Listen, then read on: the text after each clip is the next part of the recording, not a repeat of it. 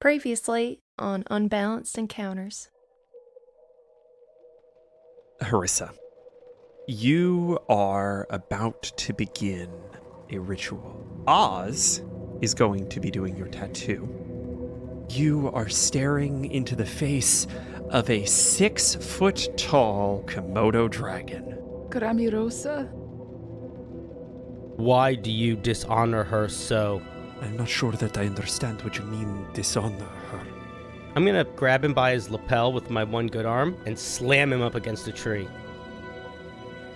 She is standing protectively near Harisa, arms crossed. Harisa and I, we didn't become friends because we were both running from something. Just know your family's here and we're here to help. This tangled mass of root and blood-red vine stands up, steps toward you. A vine whips out of this thing's amorphous hand and wraps around your throat. Guard is going to see Harisa choking. He's gonna look at Oz and then down to the tattoo. You've rested enough. And she's gonna call Summon Drake. Mr. Spinks inexplicably swings in on a rope. Hello! Did you miss me? It's Hank, the firstborn son of the Lord Governor Hakoda Agra the First. What's your mother's name? Gathering. June, you have acquired sleeping drafts from Oz. I'm gonna wait until he seems asleep, and I'm gonna say, Now you're not gonna say a word, or else it's gonna be the last thing you do.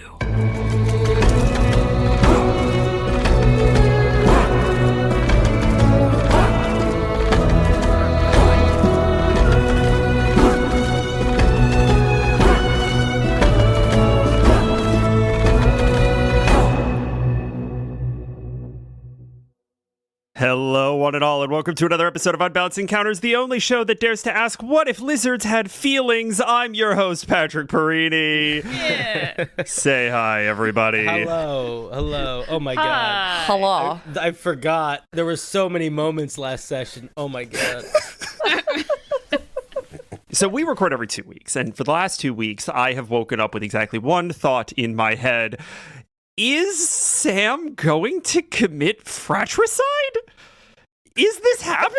What the fuck? I don't know what that means. Please kill your brother.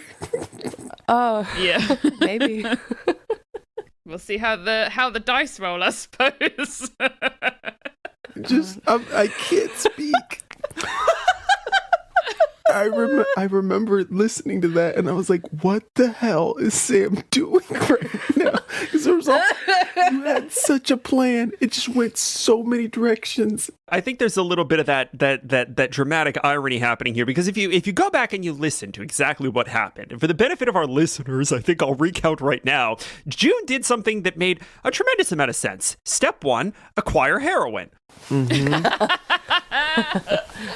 Yeah. Step 2, brownies. Step 3, ingratiate yourself with the local constabulary by giving them the heroin-laced brownies. I feel like I was doing them a favor.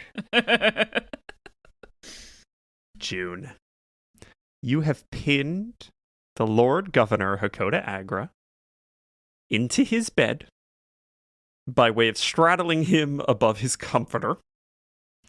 You have taken off his nightcap and gagged him with it so that he could presumably not scream. Oh, yeah. You have you have demanded that he not say a word. Or else it'll be the last thing he does. Are you trying to remain disguised, hidden, or otherwise unidentified? Of course. Wonderful. I am going to please ask you to roll me a deception check with advantage. Oh, yeah, bud. Hank gets a +0 to insight. Right on. That's a 10. Hank kind of looks up at you and gag in his mouth. I didn't say you could speak. He gives you a light nod, waiting for your next move. All right. listen really carefully. I'm gonna tie your hands together with this thing in your mouth. And you're gonna answer some questions for me. Nod if you understand. I said, nod, motherfucker. And he nods. All right. No yelling. He nods Oh. again. All right. And I'm going to shuffle down, take the thing out of his mouth, and tie his hands together. All right. Ugh. I gotta get that thing washed more often. Ugh. What can I do? No, I just said no speaking. I really... I'll do. No. Shh. She'll put a finger up. Shrugs Shh. at a loss. I've got some questions for you. Are you Why are you here? gonna shush me again, or can I answer? You can answer. All right. We're here because Isaac invited us. How long do you plan on staying here? Didn't we just have a whole town meeting about this? I feel like we're leaving in just a couple days. All right, fair. Craig's losing his absolute mind right now. Craig! What are your motivations when you go back? To Agravar? That's right. We're gonna go back to Agravar. We're gonna bring together all of the people that can make some, kind of informed decisions about the crisis of depleting resin that we're facing. Okay. All right. Shh. She'll put her finger up. And what about Katerin? You're pretty new at this whole interrogation thing, huh? That was not my question. What about Ma? Is she going to be there?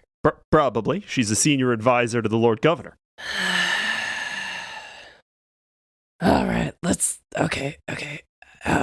This might come to be a bit of surprise, but, and she'll take her mask off. Yeah, June, I figured out it was you pretty quickly. You've got a really recognizable voice. No, I don't know what you're talking about. Listen, I was just, June, I know you were fooled, and I was really worried that you were going to be very scared, and I didn't want to frighten you too much. So I mean, I appreciate that. I just, okay. Can we like talk over here? Yeah, I mean, can you untie me or something? I'd be happy to have a conversation with you. I don't know what all these theatrics were for in the first place. You could have just asked. I mean, I would have. Well, I'll be honest. I don't trust you. I don't trust your motives. And I think it's really fucking odd that you come here telling us, saying that Katerin is your mother. And what does she have to do with all this? Now, see, that's odd to me because of the whole, as far as I could tell, the whole situation is, the leader of this town killed several of my men who were admittedly attempting to run a raid. Then I figured out that he's an old family friend. He invited us up to stay for a little bit. We come in, we hang out, we figure out how we can get what we need, how we can help you get what you need. And the thing you're stuck on is who my mother is?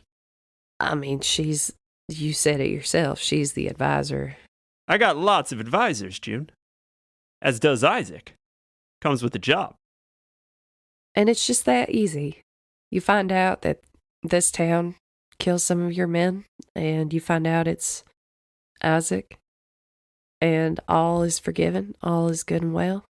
That's simple. I mean, you lose men all the time. We lost the leader of the raid before the raid even started. It's part of the job. And you had no idea who was here. You didn't know that Isaac was here? Not a clue. We had a dossier on an Isaac who was in charge of Rallied, but for some reason, nobody had ever connected the two dots. That sounds like some shit intel work. Please roll me an insight check. I've been waiting for this insight check for like 3 months. Oh, buddy, that's a 22. Yeah. A nat 19. Huge. June. Your mom hid this information intentionally. She broke the link. You know beyond the shadow of a doubt. You can see the synapse in Hank's thoughts behind his eyes that Katerin cut. Oh. Okay. All right. Listen, Hank, we're going to go to Agravar. I think that's the plan, yeah. Glad to have you on board, June. Anything else I could do for you? Oh my God. Is there any? I'm really interested in the position that Katerin has. I don't know if you could tell, but like I've been training for a long time. Obviously with my like super awesome disguise and know-how. So I'm just curious, like how long has she been in that position, and when did she come into it? Like, I mean, if I wanted to do something like that, how long would it take me to establish myself? I just rolled a 4 on another insight check. I am going to let that ride, but I would like you to please roll me a deception check as you pick up a new line of inquiry. 19. Hank eyes you over, and it is a look that is weirdly devoid of suspicion. June is, I would say, on the whole, a fairly trusting person.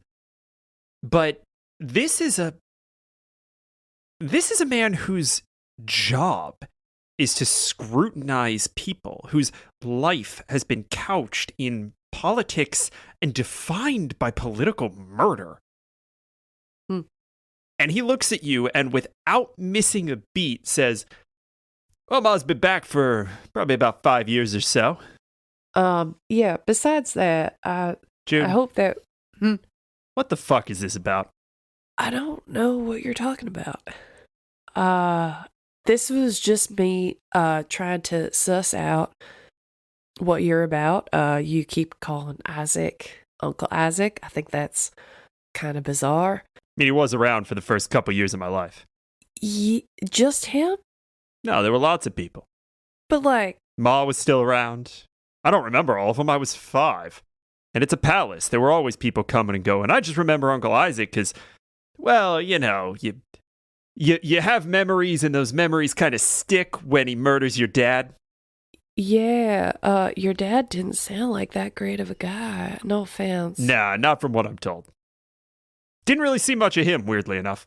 But you saw a lot of Isaac. Yeah, fair amount. There was nobody else that you had, like, that you would call an uncle? Well, there was somebody that, I don't remember him much. He was a little closer to Dad from what I'm told. It was, guy by the name of Dale. What a weird name. Not really. I've never heard of a Dale before. Oh my God. Shoot. If you don't ask for this check, I'ma be pissed, Pat. You don't ask for this motherfucking check. Every time I'm gonna ask you for another deception. All right. You gotta beat an 11. That's an 18. June, I mean, listen, I don't know what naming practices are like up here in Raleigh. This seems like a bit of a backwoods place, and I'm assuming you only really ever met about 20 people. So, Dale, it's a name. It's not an uncommon name. June, you gotta level with me here. I need you to understand that I have not called for help or pushed back in any way to you breaking and entering into my room. I don't want to fight with you. I don't want this to be a whole thing. I mean, I didn't have to break anything to get in here, but, I just want to know what the hell it is that you're on about and why we couldn't have this conversation in the daytime. Because everybody's real busy in the daytime. We're about to go to Agravar. I mean, and we've got a lot of stuff we got to prep for. So, like, it seemed like a good time, but okay, all right. I'll level with you. All right. Thank you. Isaac's like my father. All right? He means a lot to me. And, for you to come in here and having all this past stuff with him is a little bit confusing to me because, I didn't know. All right. So, I'm surprised you never mentioned me. No, he didn't. All right. So okay, all right, let me get this straight. So he killed, no wait, who killed your daddy? Isaac. And then there was this other guy, Dale. Dale was around and then he wasn't. A lot of chaos those first few years. And then what about Kettering? Disappeared. Wow. Like I said, there was a lot of chaos. Wow. A lot of just up and going, huh? Well, when the sitting Lord Governor dies and the commander of the Agra Wardens kind of takes over as the regent, yeah, there's a lot of upheaval. Hank straightens up. And he kind of acknowledges your explanation, which I think has the benefit, maybe the unlikely benefit in this conversation, of being true. June probably does feel a type of way of learning, if nothing else, about the history of Isaac. And I think that makes sense to him. And I think that he says, look, June, I met my mom for really the first time that mattered when I was turning 20 years old. I get it. Family stuff can be weird, and I know that Isaac's been like a father to you, and I'll tell you what. When we get to Agravar, I'll set aside some time, and we'll talk. All right. And he stands up, and he goes over to the little desk at the side of the room and pulls out the chair and kind of sits down and pulls out just like a giant plumed quill, just like 2 foot long for no reason.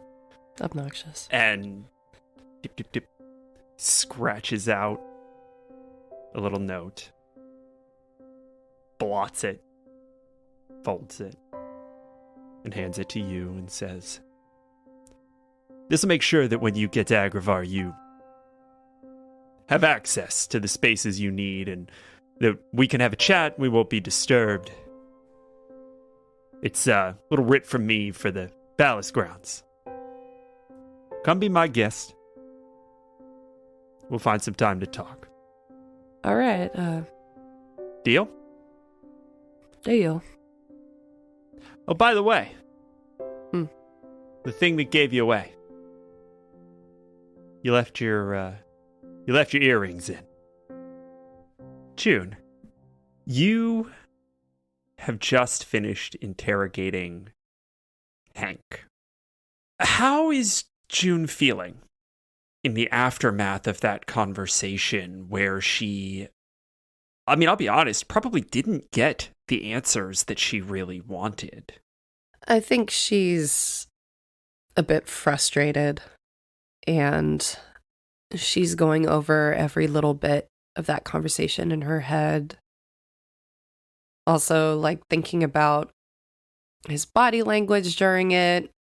Why the fuck does anybody wear a hat to, I can understand, a bonnet to protect your hair, but, I don't understand why you would wear a pointy hat to bed. It's a bit odd, and just not ready to come to terms with what he is to her and the reality, that new reality that she's going to be put in. Can I please have you roll me a perception check? But that's a 6. I think we catch June at the end of one of those cycles of periodic distraction. It is 3 in the morning, the deepest part of night. Still hours from the sunrise, and clouds have obscured the silver moon. You hear nothing as you fiddle with the dart. And you turn and bash your shin against a little paper gopher. Oh my god! Hi, Miss June. Good to see you. Sorry I'm running a little bit late. Hi, buddy. Yeah, you're a little bit late. Turns out getting to other planes of existence takes a little bit of extra time. Few hours, I think. Time gets kind of fucky in there. I'm glad you made it. And you were able to find me. Yeah, well, you're pretty much in the same place where I left you. We were just outside of town. You were the easy one to find. Mr. Lapignon was a lot harder. Is he okay? Yeah, he seems fine. All right. No obvious bodily damage. Did you give him my letter? Of course, that's my whole reason for existence. What did he say when you gave it to him? Did he smile, or did he jump up and down, or what was his reaction when you gave him the letter? And we cut to the bathhouse, where we see Reevesy Hopperswallop, personal aide to Melmanon Lapignon, thud on the door to Ganbald's office, and upon being told that he can enter, swing the door wide for the gabbing gopher, who saunters up to Ganbald's desk, clamors hand over paw, and unfolds himself to be read by Mel. Mel takes a moment, ponders his response, begs permission or forgiveness from this gopher as he takes up quill and begins to pen. Dearest Juniper, I must admit, I was more than a little surprised when this peculiar-looking gopher, seemingly made of paper, entered my study the other day. But before I had time to ponder the situation, the gopher unfolded, and there lay your message. I am mighty pleased to hear from you, June, and a little flattered as well. To think that I would continue to be the object of your attention, well, it brings a smile to my face. But do excuse me, I ramble. I do tend to do that. Now, I'm trying to say something to you. I have a little gift for you, but it's proving tricky to try and find a way to send something from the afterlife to the life. I am confident I'll find a way, though. Being in charge of this here establishment does have its perks. But until then, take care of yourself, and know that I think of you often. Aww. And we cut back. The gabbing gopher stands at attention. He's trying to send me something. It was some kind of a package. Unfortunately, I'm not able to transmit anything. It's against my stat block. Is it like big box, little box? It was bigger than me. All right, I guess I'm sure he'll find a way. But he looked good. Did he look happy? The gopher kind of considers that for a moment and says, "Huh. Well, I have no frame of reference for well-being, seeing as how I can't die." All right, fair. That's fair. You're kind of a piece of parchment. So Technically immortal. Huh. Interesting. All right. Well, do you want to hop back up into my side satchel and If you don't have any other messages to send. Yeah, I don't have anything right this moment, but thank you. And she'll hold her pouch open. I exist to serve. And it just standing leaps up into the air, unfolding itself and refolding into a little envelope that just slots into your bag. And she just takes a few minutes to kind of sit in that warm, fuzzy moment and then starts wondering what the hell is in that package. And then starts freaking out about what's in that package, and then stops freaking out about what's in that package. And I mean, maybe he's trying to send me some donuts, or maybe he's trying to send me a carrot. I mean, that seems like something he'd do. Incredible. All right. With that, I think we are going to jump to Guard. Guard. A few days ago, when you got back to Rally, you approached Oz and, like everyone else apparently, asked them for a favor. You asked them to create a new axe for you. And I think I want to start with this question.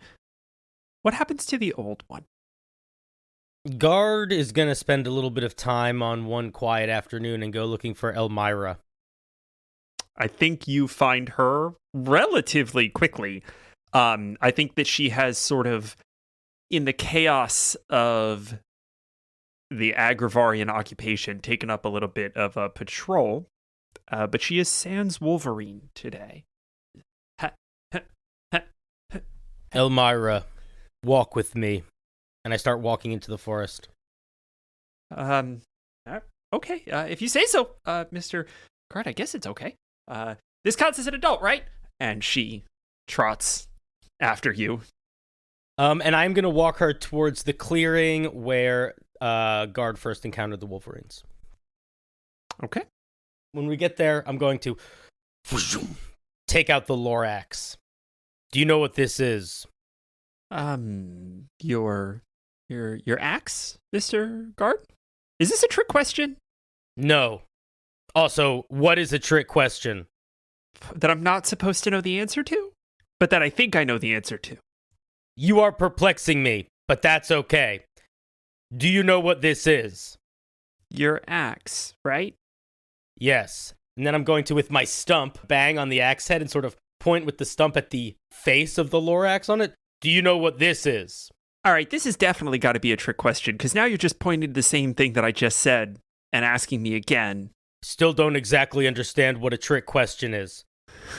Never mind. And I'm going to take the axe, and with my good hand, I'm going to, hold the axe onto the ground. And then with my stump, I'm going to start hammering it into the earth until it is mostly buried, where just the axe head and maybe a foot of the handle is sticking out of the ground. Mr. Guard, aren't you going to need that? No. Elmira, do you remember what I taught you about how to talk to the Wolverines?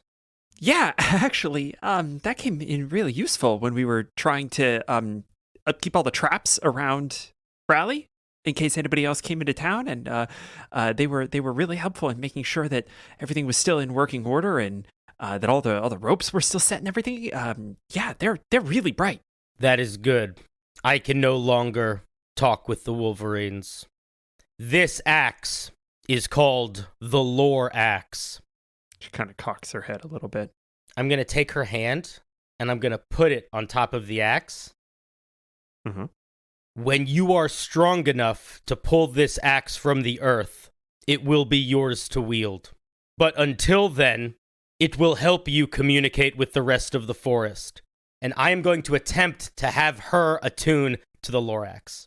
I love this so much. Yes, yes, yes, yes, yes, yes. Make it happen, Pat. Here's what happens. Here's the situation. Elmira is going to use a commoner stat block here. So she gets a +0 to Arcana. This is going to be a DC 20 Arcana check to successfully attune. Nat 20, baby. Come on. That's an 11. Damn it. 9 points away. So ready. But an 11 is still higher than a 10.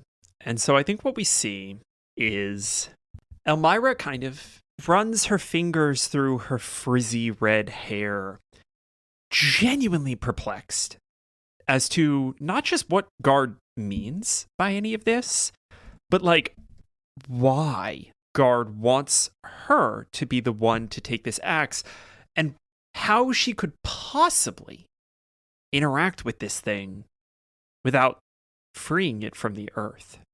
But the mind of a child is ready to accept most curiosities about the world, and so she crosses her legs and sits. And she looks up at you, Guard, kind of giving you a, sort of like this look. Seeing your kind of subtle nod, she closes her eyes. Okay. Talk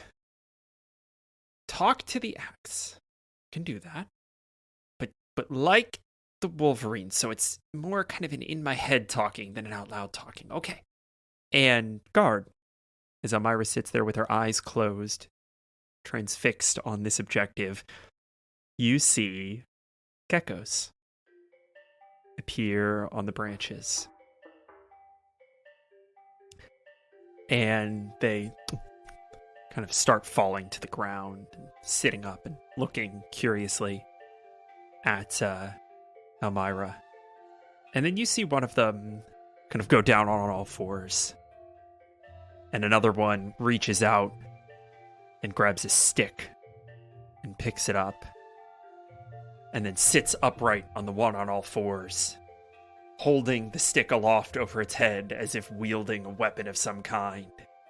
And they start doing little laps around the base of the Lorax. And the eyes of the blade glow for a moment. And Elmira kind of jostles her head a little bit and opens her eyes. And as soon as she does, the lights vanish, the geckos vanish. The stick kind of clatters to the ground. I think I almost did it. Is it supposed to happen kind of immediately, or? I would like you to return to this place and try again. And I would like you to keep returning to this place and trying again until it speaks to you. And when it does speak to you, let it know that I will no longer be the guardian of the Western Wields. If, when you are older and stronger, if you would like to take up that mantle, it is yours. Okay. And by the way, the geckos are just as friendly as the Wolverines. The geckos that Miss June talked about? I'm going back to town now. If you would like to stay and sit with the forest for a while, that is your choice. Is that okay? Mom's not going to get mad, right? You don't need to listen to her anymore. And then I'm going to walk away. This is a primary memory for this child. Yeah. Oh, You don't need no. to anymore. I think that we sort of follow Guard as he begins to walk back towards town. And I think at a certain point, sandal prints appear in the loam beside him. And eventually they materialize into the porcine legs of our friend Porky. And he says, that's not exactly what I had in mind. What did you have in mind, friend? Well, for starters, someone who could, lift it. She will be able to lift it better than I was when she's strong enough. She can speak to the Wolverines on her own. She is more connected to this forest than I was. That's a fair point.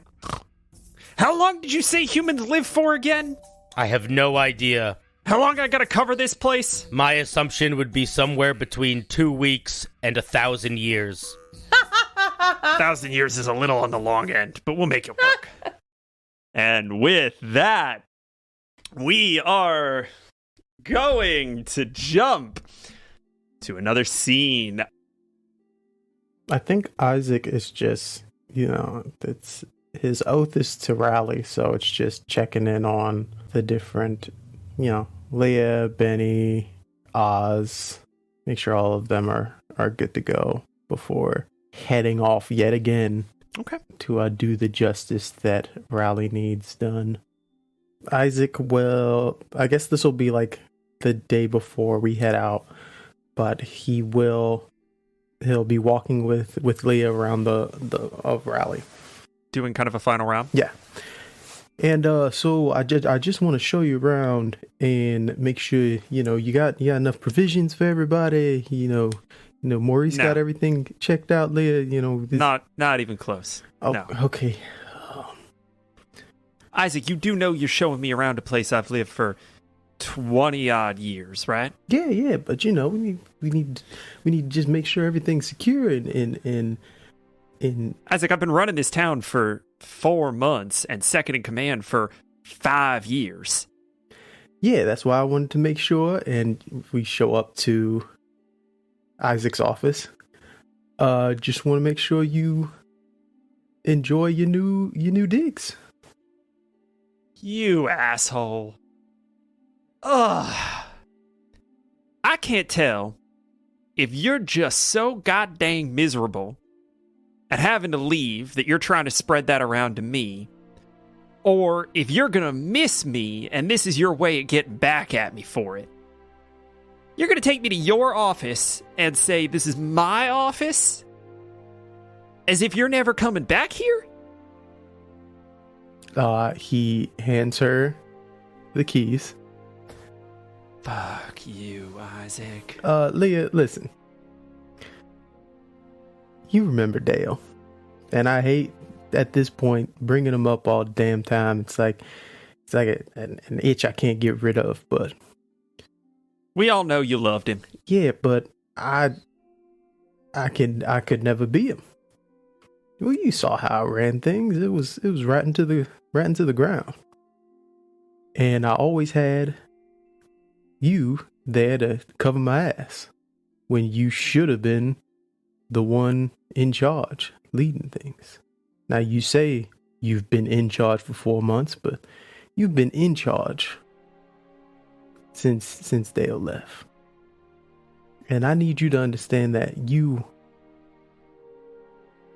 lived here 20. Rally is you. You are Rally. And though I love this town just as much as anyone, I know that I'm more of a protector of it than a leader of it. And in order to be somewhat of a leader, I have to be able to pick and know who needs to be in the right positions. Is that why you got Daddy down there taking care of the pigs? No, I just wanted to fuck with Maurice. You know that. Listen, I think I got him close to quitting smoking. He's having to chase those hogs around every day. Yeah, It's doing a number on his lungs. He needs more of the air running around, Sometimes I make good decisions every once in a while. And Isaac, you made a lot of good decisions. And I think you're right. I think that you have always been Riley's protector and not Riley's leader. But Isaac, Riley don't need a leader. We don't need somebody in charge telling us what to do and, making these big picture decisions in any context outside being subjugated by the damn Empressar. All we ever needed to do was throw off that business deal you had going. well, then, instead of a leader, why don't you just... And he looks out to the kids playing around CJ and Elmira, I'm assuming eventually coming back from the woods. Yeah. Instead of a leader, would you be the one to guide the future of our wonderful town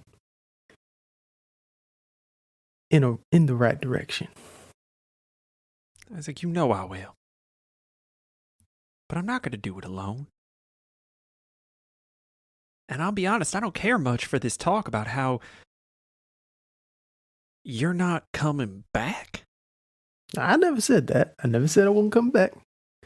I just know that I have to leave and then come back and then leave and come back. And, you know, sometimes long distance relationship like that can be like offsetting for folks here and make them feel uncomfortable. We all thought you were dead for like 4 months. I think we're probably going to be able to handle a little jaunt down to Agravar and back.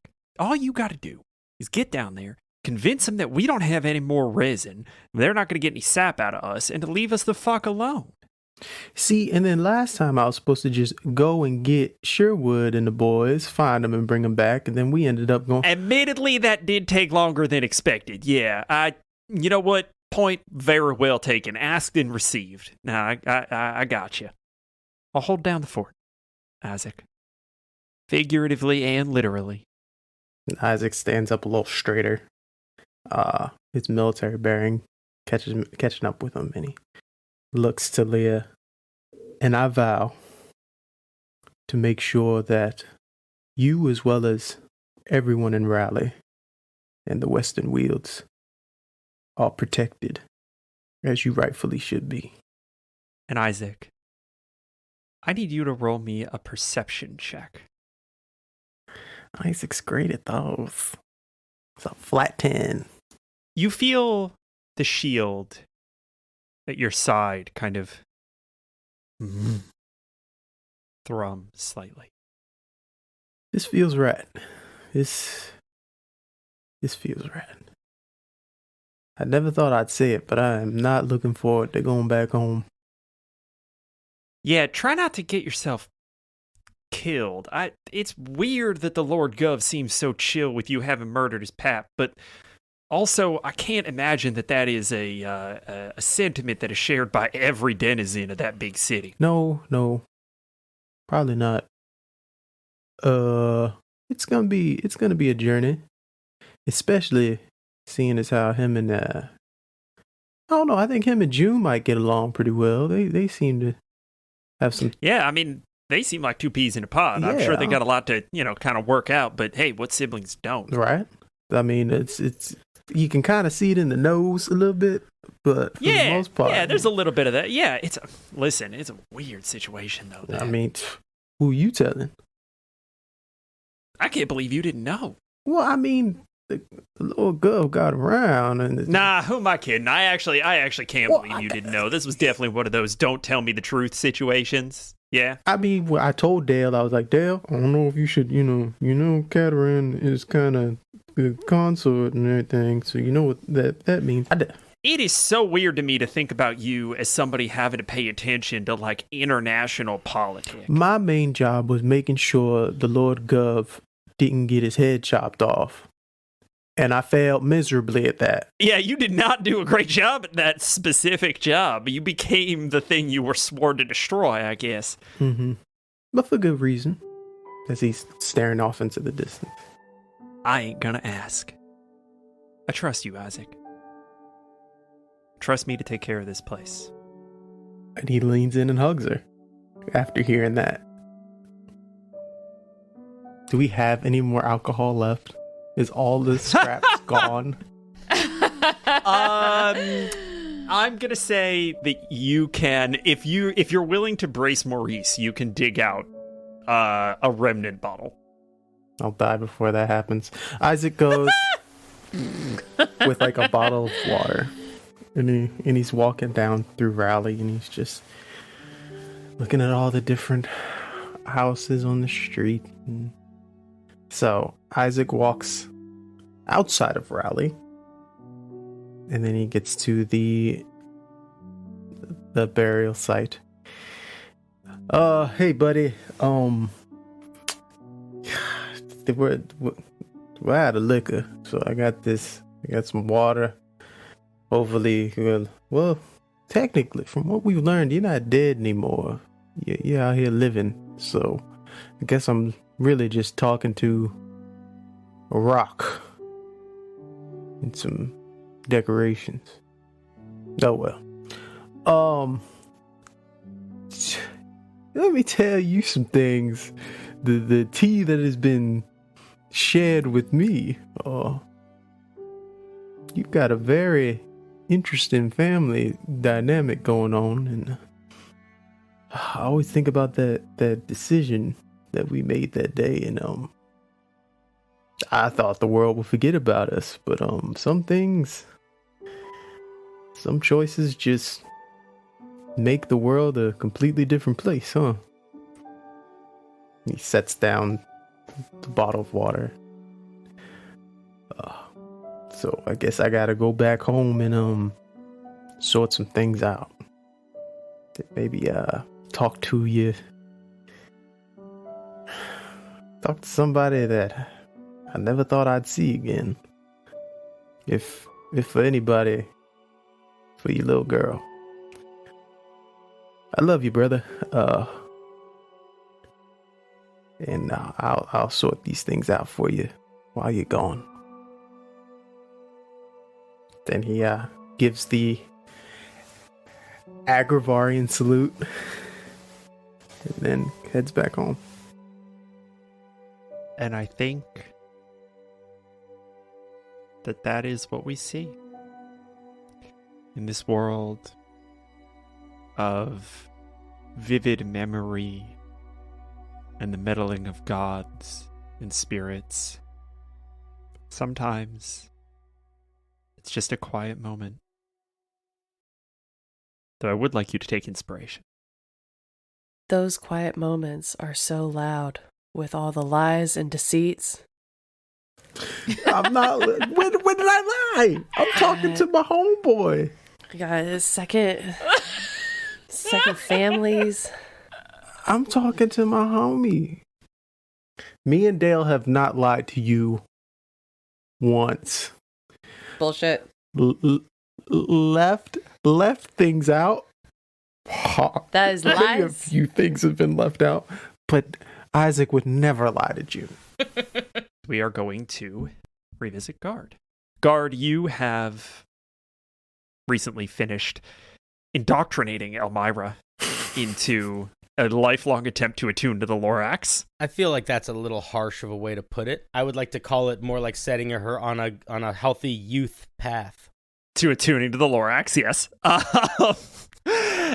And you find yourself for the first time in your life without an axe in your hand or on your back. And you make your way to Oz.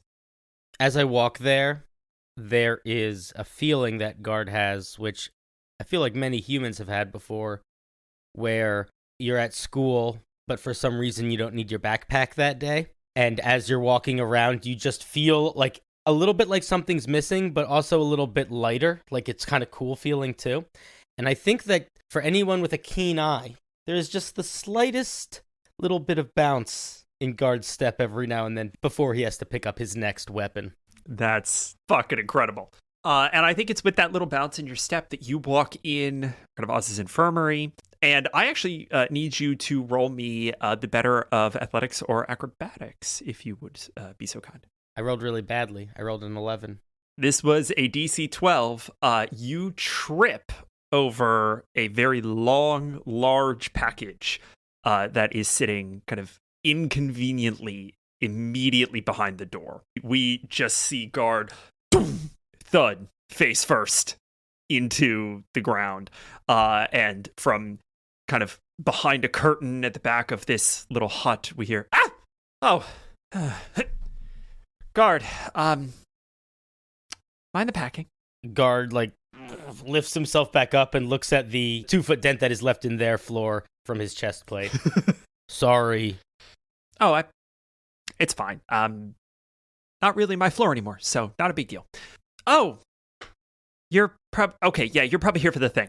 I actually, I did get it done. It's maybe not my best work, but, and as you kind of right yourself and look around, you see that everything is in boxes. All of the distilling equipment, the sort of file cabinet filled with herbs and salves, boxes of books. It's all packed. And Oz, whew, I didn't have a lot of material to work with, so it's actually mostly made of the pike that Imperial messenger had. I kind of reworked it a little bit, but it should service. And they hoist a two-handed great axe up to you. All right. Guard reaches down with his one good hand and picks it up. Is there a way for him to connect it to his stump, or is it mostly just a normal great axe? As you notice that, I was just like, I knew I was forgetting something. One sec, and they disappear behind that same curtain, and you see just a bunch of shit get thrown out. There's a whisk and a frying pan and a pair of shoes and just a bunch of bullshit. And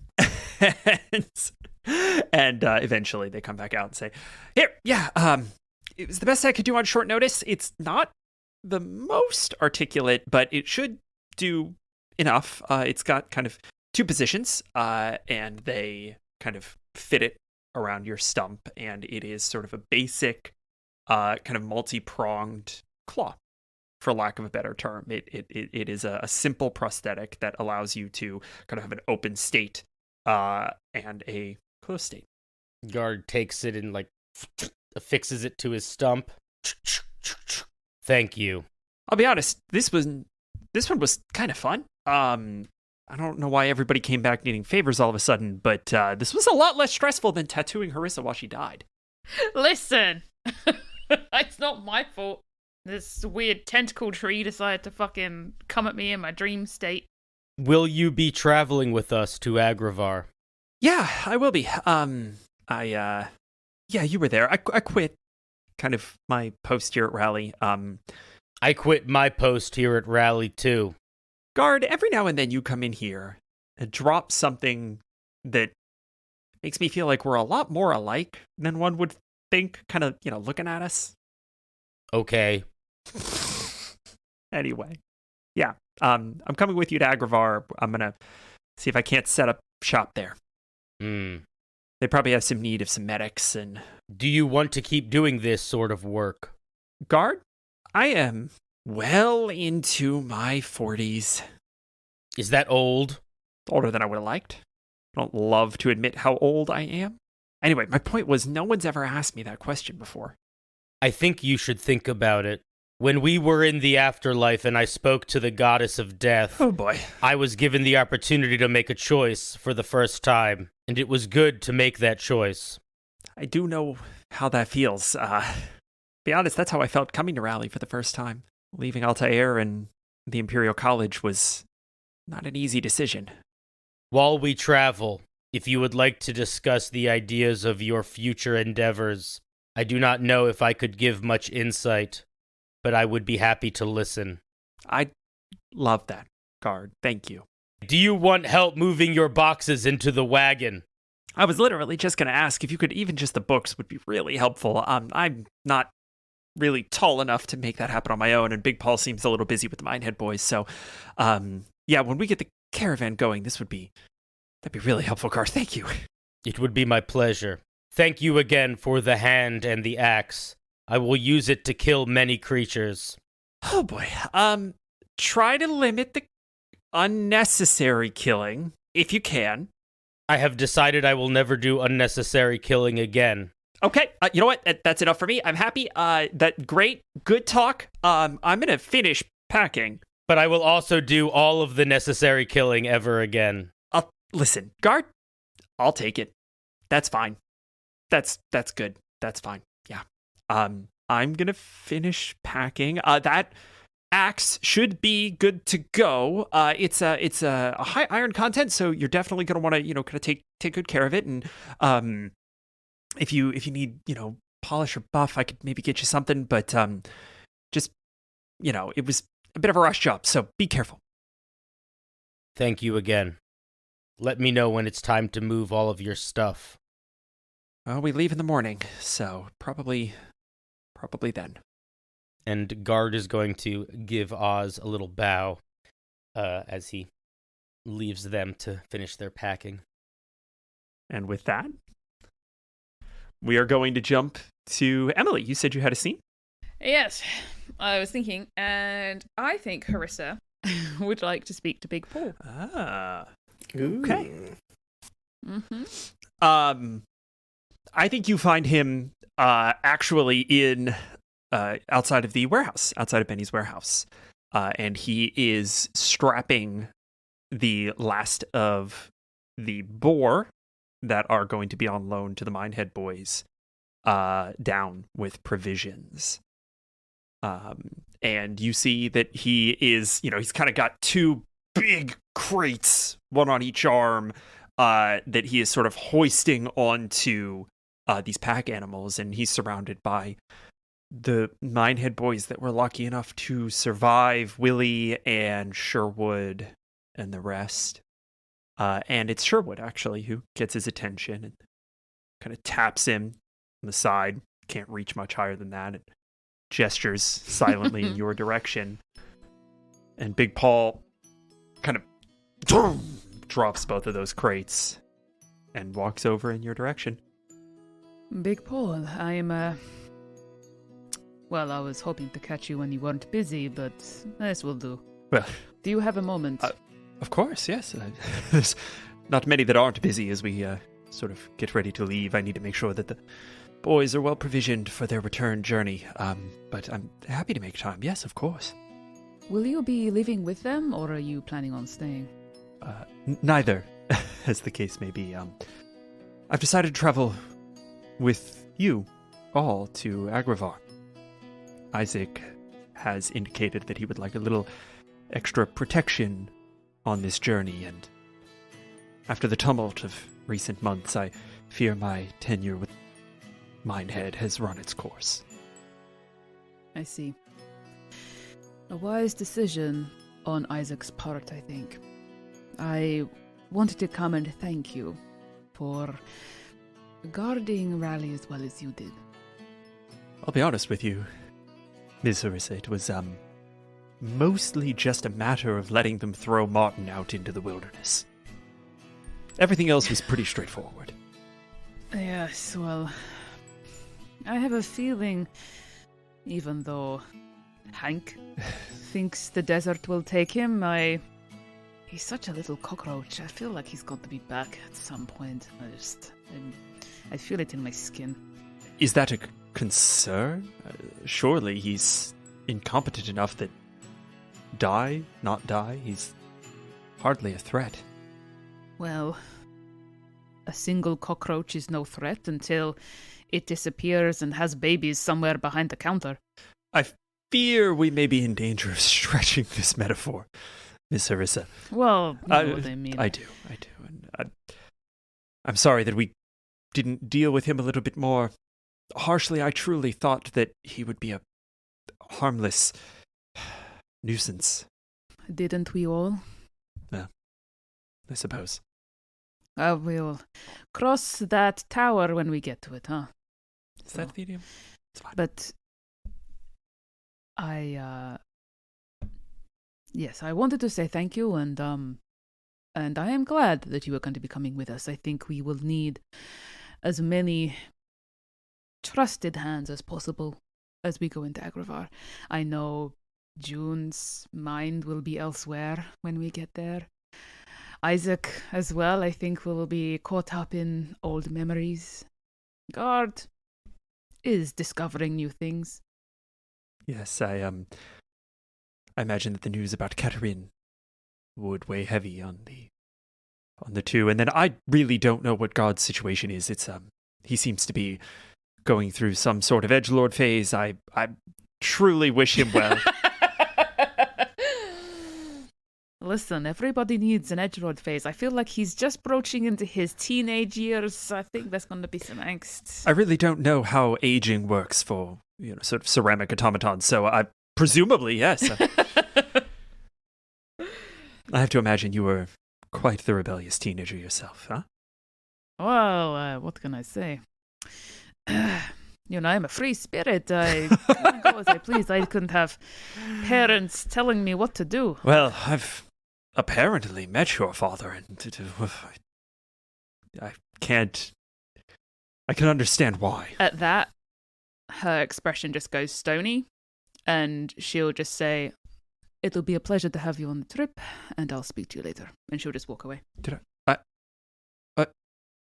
And I think he lets you walk away.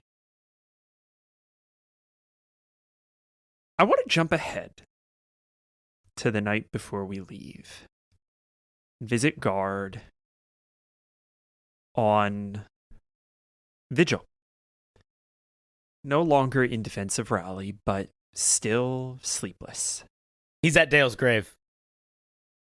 Is he? Yeah, Fantastic. Why is guard at Dale's grave? because he wants to talk to Dale for a second. Okay. I know that you are not here. I know that you were once here, that you went to the afterlife, and that you returned to this waking world, but I do want to speak to you. I do not know if you can hear me, but I do not know how else to communicate. Your daughter needs strength. She wanted very much to speak to you, and I believe she came close to breaking when she found out that she could not.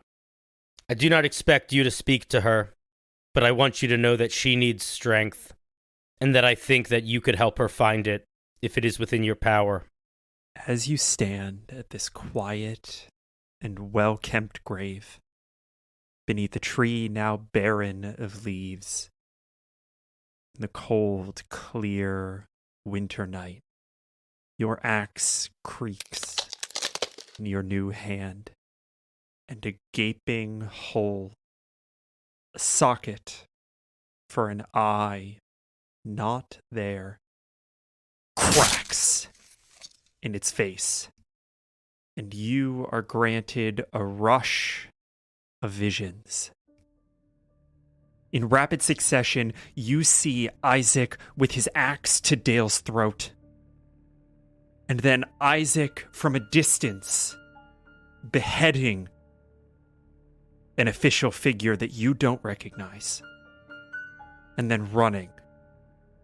Dale and Katerin, Dale and Isaac, a fire, a tent, a grove, a storm, a canopy, a town, and the black feathers of a great crane. And then it's gone. I think for a few minutes, Guard is just gonna kind of stand there. Good talk. He's going to examine his axe and sort of run his last good hand along the cracked hole there. Just kind of see if it's actually like broken more or if it just changed. Because Oz did just say to keep care of it. You already broke it. This hole on inspection feels intentional. And you see crackling wisps of ashen magic flicker across its seam. And the more that you stare into it, the more that it starts to look like what it is. The eye of a bird. Guard, you have just been given the cleaver of the mortal coil. Ooh, that's a sick fucking name, dude. Tell us. Would what you does it like to do? share with us what it does? The curved blade of this life-ending axe is welded to the end of a wrought iron spike, engraved in intricate, if rough, filigree. As an action, choose a target you can see within 30 feet and slam the cleaver against the ground to activate its ties to the hereafter. Threads of light tendril out from the base of the cleaver, one for each life taken by the target. You magically know how many lives have been ended by the target or by the target's direct action. Additionally, you can choose to push deeper, forcing the target to make a DC 13 wisdom save. On a failure, the cleaver grants you visions of a victim that looms large in the minds of the target. These visions may be a clear memory if the target remembers the killing vividly, or might be a more cryptic sequence of images and emotions attached to the killing. Regardless of success, the target becomes aware that you are probing their mind. You must complete a long rest before using this feature again. So if you point it at Isaac. Why are we coming at me? What? You gonna see a bunch of weasels getting their heads chopped off? Like, what are you talking about right now? Yeah, fair. Guard, this item has been bequeathed to you by the powers of Demoiselle. Cute. Guard is going to tilt the axe back and forth in his hand. He's going to stick it in the ground next to him. He's going to rage. And then he is going to put his hand on top of Dale's gravestone and say, I hope we meet someday. Oh, and will they meet? Who's to say? Not me, 'cause I'm not the dungeon master. Hi, welcome to the mid-roll. How's it going? Are you having a good show so far? I hope so. I just wanted to do a little pop in and say, you know what? Thank you. Thank you for listening to our show. Thank you for being a part of our community, for being in the Discord, for hanging out at the events that we put together. You guys, oh, the joy and wonder that flows through us all. My goodness. It is so thrilling to get to make this fun show and to have such an enthusiastic audience. If you're interested in supporting the show, consider checking out our Patreon. There you can submit magic items to be included in the show. You can come up with new NPC names. And in the not too distant future, you will start to get access to some very special one-shots with guests' appearances. And some of them, I'm the Dungeon Master. In fact, the one we just finished recording is a horror game. Ooh, it's gonna be so spooky. We will have more information about that as it gets closer to becoming a part of our little ensemble of events. Anyway, thank you so much for being a part of our little journey. We love you, and let's get back to the show. We join our crew at the gates to Rally. And you're not alone.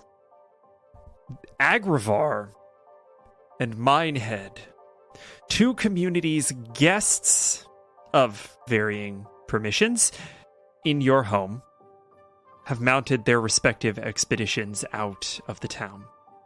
The Minehead boys have been given leave to use a few of the boar and all of the bighorn sheep from Rally to make their way back north into the mountains. And Agravar, well, Agravar is coming back on the birds they rode in on. And they have several large wagons strapped to teams of 6 of these ostrich-sized riding birds, yoked as if they were basically sled dogs. You all are kind of milling about what is probably the largest caravan that any of you have ever interacted with, right? Like, there are these sort of huge wagons, tons of provisions, barrels full of the sap that had been distilled by Scrumpy. Hank is kind of going through, checking to make sure that everything is in order, checking to make sure that everything is ready for the journey, as is Sherwood for his respective, if slightly smaller, caravan. I think we see Guard helping Oz strap their boxes of books and sundries to the back of one of the Agravar-bound wagons. And we see a couple of other familiar faces that are ready to make the journey back to Agravar. We see, obviously, Oz. We see Big Paul, who is sort of dressed up in the hides and furs, bearing the axe that he bore during the siege of Rally way back in the fall, ready to defend the caravan as need be. He has kind of fallen into ranks that seem to be under the direct orders of Harisa's father, Harisa al-Zarun, who is sort of running down his own checklist, ensuring that everyone has the necessary ammunition, weaponry, and making sure they're not making the rookie mistakes that Martin seemed to make all of the time. It is a proper military convoy, and that is something that I think probably echoes most directly for Isaac. But what probably echoes most directly for everyone else is that Scrumpy has been relegated to kind of a small wagon, and seems to have his few meager possessions in crates, and he is seated next to Jethro, who's been convalescing relatively well. I think Isaac would knock on that wagon door real quick. Yeah, what's up, Isaac? Hey, Jethro, I need to talk to Scrumpy real quick. Sure. Free country. Well, we're working on that part, but yeah, absolutely. Scrump, you in here? Yeah, Isaac, what can I do you for? Hey, can you walk with me real quick? I got somebody I want to introduce to you. What's your passive insight? 13. You do clock Scrumpy glance up at Jethro, and Jethro nod permissively. And Scrumpy kind of, yeah, Isaac, where do you need me? And he hops out of the cart. You can see he's looking kind of thinner, believe it or not, than he was, but is radically less drunk. So he's got that going for him. Isaac looks to Jethro, then back to Scrumpy. I mean, if you don't feel like coming right now, it can be later. No, it's fine. I got all my stuff's packed away. We're going to be heading out to Agravar soon, so should be good to go. Right as rain. Right as rain. All right. Come on. And he'll walk Scrumpy up to Oz's wagon. And all right, guard, a little to the left. Just, yeah. No, now a little to the right. Hey, Oz. Yeah, Isaac, what's up? Hey, what can I do? I got a question. Is it cool if a friend of mine hitches to your wagon? Oh, this is that absolutely buck wild wooden boar, yeah? Yeah. Sure. Yeah, why not? I don't understand any of this. Oz is I don't so understand done. any of this. I don't understand any of Well, this magic. Oz, listen, you are one of the most amazing people I know in the fact that you are always willing to give and give to others. And finally, you get to set your ways and where you want to go. And I want to make sure that you know that Rallied appreciates everything you've done and is willing to give back to you. And as he says that, CJ emerges literally out of the ground and up into like the position of preparing to be adjusted and settled to attach to the wagon. And Scrumpy, I would like you to meet someone that I think you would have a wonderful time interacting with. Isaac, how the fuck did you do that? A lot's been going on since I've been gone, and yeah. Honestly, it has a lot to do with making sure that you two feel welcome and wanted, whether you stay or go. I'm gonna roll an insight check. Isaac, I appreciate you thinking that you can help. And maybe you can. I've seen weirder things in the world. I don't think there's any fighting out of this one. I don't know what you're talking about, Scrumpy. I just wanted you to have a chance to meet my wonderful boy, CJ. When we get to Agravar, Isaac, I need you to promise me that you're going to keep this stuff to the down low. I can give you that. That said, I'll stick to this wagon if I can. Seems like it'd be a little bit of a smoother ride than the other one. CJ turns around. Hey, Isaac, is this your friend you were telling me about earlier? He seems like a very strapping fellow. And it just brushes against Scrumpy a bit. Scrumpy reaches out and kind of cautiously scritches behind CJ's ears. I don't know what it is, but you seem familiar. And Oz kind of looks at Scrumpy and looks at Isaac. Isaac, do you know what language he's speaking? Scrumpy just spoke Sylvan. So Isaac understood it. He was like, it's the Language of the woods. Uh-huh. I'm going to have a martini, I think, when we get in. I think I'm going to book myself into a hotel, and I'm going to have a martini, and I'm going to enjoy the political amnesty that I genuinely did not think I would find in Agravar. It's going to be great, and nothing's going to go wrong at all, and everything. And they just walk away. I told you Oz is done. They are so done. Alright, whatever. Fine. It is. I'm gonna go get drunk. I don't care. Alright, goodbye. Some mad respect for Oz. Yeah. And I think that we see the goodbyes and the doors open and headed in very different directions. A small caravan to the north, a large convoy to the southeast, all passing under the banner. Fortier Yongti, stronger rallied. I'm gonna miss Elmira. It'll be fine. It'll be fine. And with that, we move into travel. And we're going to do things a little bit differently for travel for this journey.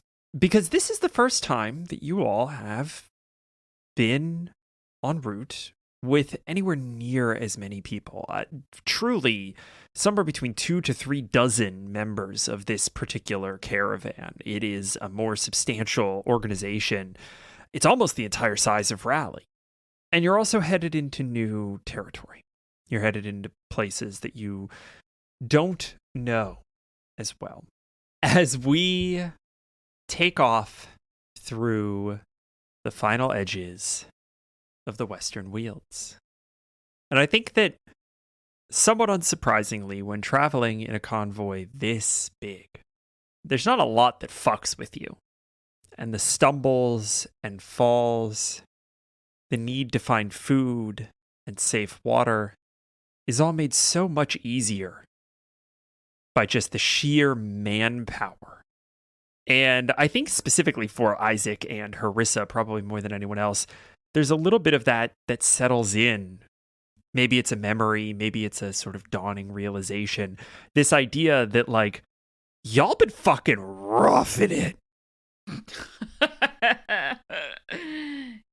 And I think that there's a bit of a routine that everyone kind of settles in. And I actually kind of want to go around the table and I want to figure out, like, what chores does everyone volunteer for in this very low stakes space? I think Isaac chooses as a chore taking care of the steeds in CJ, basically. Like he gathers up whatever, I would say not hay, but like getting them fed and making sure they're clean and not much CJ, because he's like made of elemental. Yeah, not really cleaning CJ here. That's he's made of mud, so yeah, just right. giving him scritches under his moss and whatnot. Isaac, could you please roll me an animal handling check? Sure. He would also be casting Speak with Animals while doing this. Go ahead and give that to me at advantage. Yes, let's go. Because I have nothing added to this. Go get him, Dr. Doolittle. Go get him. That's a natural 19. Yay. Shit. Nice. A 19 is very, very good. And I think that every animal in this convoy gets to know Isaac. And rumor spreads from CJ on out that this man genuinely is one of the boars. One of the boys. Hey, just one of the boys. That's a t-shirt right there. Just one of the boys out here. Sometimes you just want to be one of the boys. Sometimes that's my only goal as a human person. And Isaac, I think that, kind of as you're, sort of within a day or so, as you are, kind of tending to these riding birds, I think is what it is. You're kind of making the rounds and tending to the riding birds. I think that Scrumpy actually sidles up to you. Isaac. Alright, I'm just gonna fucking level with you. Where the fuck did you learn how to speak with animals? Huh? Like, okay, you say cast, and obviously I'm learning, Scrumpy, that you are much more of a learned magic wielder than anyone I have ever known. I don't know, I just kind of just do it. It kind of just comes to me. I look at a bird, and the bird says hi, and I say hi back. I mean, it's generally how it works, but you don't seem to need sap. That's what I can't get my head around. And you could tell that he has dropped his voice. He is like kind of under his breath now. Oh, and Isaac's throwing the bird feed out to these ostriches, and just like, well, it's more of a contract between myself and as we're edging out of the forest, he looks around it with the world itself. Huh. That's fascinating. Yeah, life sometimes is. When we get to Agravar, you do me a favor and don't get too in over your head, alright? I'll tell you a secret, Scrumpy. I've been in over my head since I took somebody else's a long time ago. Now I'm just kind of just feeling things out one step at a time. Alright. Who's got our next chore? I'll go next. Go for it. Guard. Guard is going to do his, classic never go to sleep patrol. And every night when it seems like everybody's asleep and he has a little bit of alone time, Guard is going to sit by himself. He's going to pull out a little container with about maybe 100 sewing needles in it. And he is going to take out the fabrics and string and stuff he's collected, and he's going to work on making Sphinx's dress, and then go wake up June and ask her to help. Okay. I don't think that even needs a roll. I think that you two are just working on the dress. I am going to ask June. What is June's contribution? So we've got this big ass caravan, and it's very important to June that as we stop and then leave a space in the morning, that we left it better than how we found it. So she's spending her time running around cleaning up and like dispersing the ashes from the fires to make sure that they're not like all rounded up. So dispersing that and making sure it's out, but then making sure there's no trash around. But then she's like also telling people like, please do not leave, like if you're going to drink, that's fine, but don't like leave your discarded cups anywhere. And let's like also make sure that when we're, using the restrooms, which is the woods, that we are burying things and we are being respectful of the woods. So she's just making sure everything is left in relatively good form. June, could you please give me a survival check? Okay. As the protector of the Western Wheels, can Isaac give a helpful intimidation to these wonderful people? Yes. Go ahead and roll advantage. Just you see him side eye from the distance as she's saying this politely. You just see Isaac and his angry face. That's a dirty 20.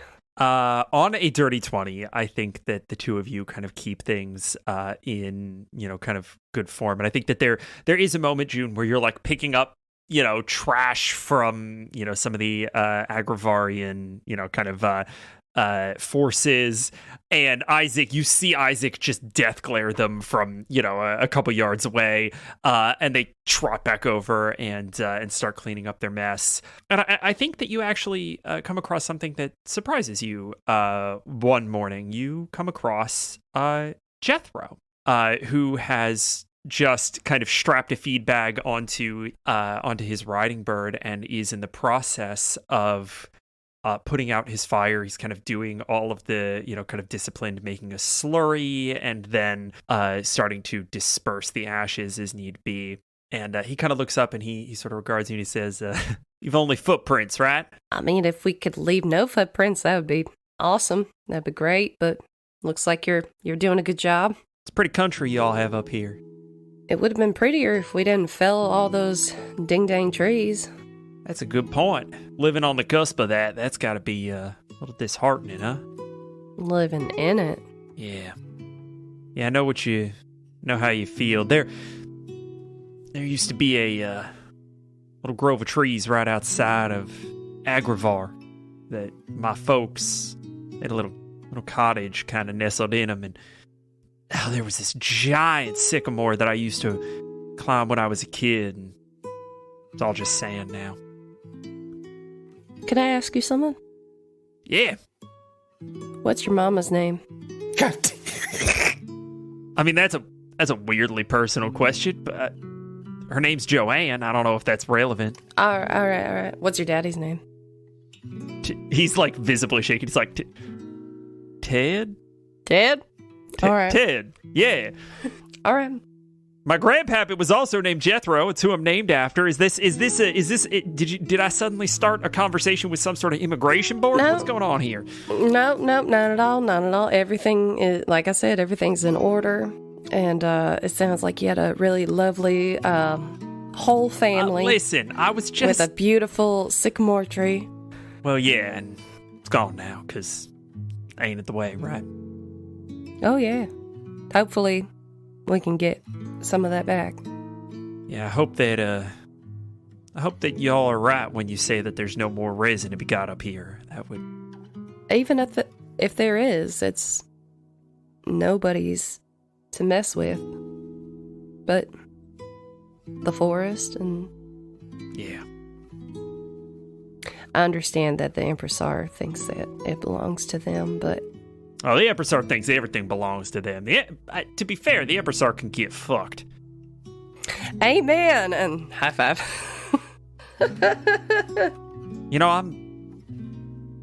I'm real glad we get to work with y'all instead of against you. This is a much more pleasant trip back than my last one. I think I'm still bruised on a couple ribs. Oh, from the battle? Yeah, I'm relatively certain that I think it was either you threw something at me or your Uncle Isaac knocked me off my bird. I would apologize for that, but you were attacking my home, so it's business, and quite frankly, nothing personal. We were so fucked on that. Like, from the drop, we lost our commander, and then our fucking recruits were worthless, and it was a whole mess. I don't know what we were thinking. Well, it doesn't matter too much now. We're heading in the same direction. Yeah. Well, here's hoping we can leave things a little better than we found them. That's right. Harisa. Hello. What is your chore of choice on this caravan? So Harisa and Sphinx, I think, will be in charge of keeping the fires lit at night. I think, as well as Sphinx being able to he's not a big enough boy yet for his big old flame breath, but he can definitely, get a spark going, keep those fires lit. And Harisa uses the excuse of gathering firewood to sort of check the perimeter, see what's around. So I think that's going to be their job, keeping everyone warm and dry. Okay. And having enough fire for June to cook and for tea. Would you please roll me the more applicable of a survival or a perception check, depending on whether or not you are prioritizing the quality of the work or the quality of the attention on what's happening outside of the caravan? I'll do perception. She rolled a whole 3, equaling a 9. She's distracted, what can I say? Why is Harisa distracted? I think she's still deeply troubled by what happened during the ceremony. Every rustle or strange root formation looks strange or foreboding or threatening. Spinks being back and still, relishing in that and being unsure about that, her dad being around, I think she's got a lot on her mind, and I think she's trying to concentrate, but she just keeps drifting and being distracted by everything. A 9. Does a good job of encapsulating Harisa's distraction. And so, unfortunately, she doesn't hear the rumble of distant footsteps. And she doesn't hear the crunch of foliage. In fact, she doesn't hear anything until she hears...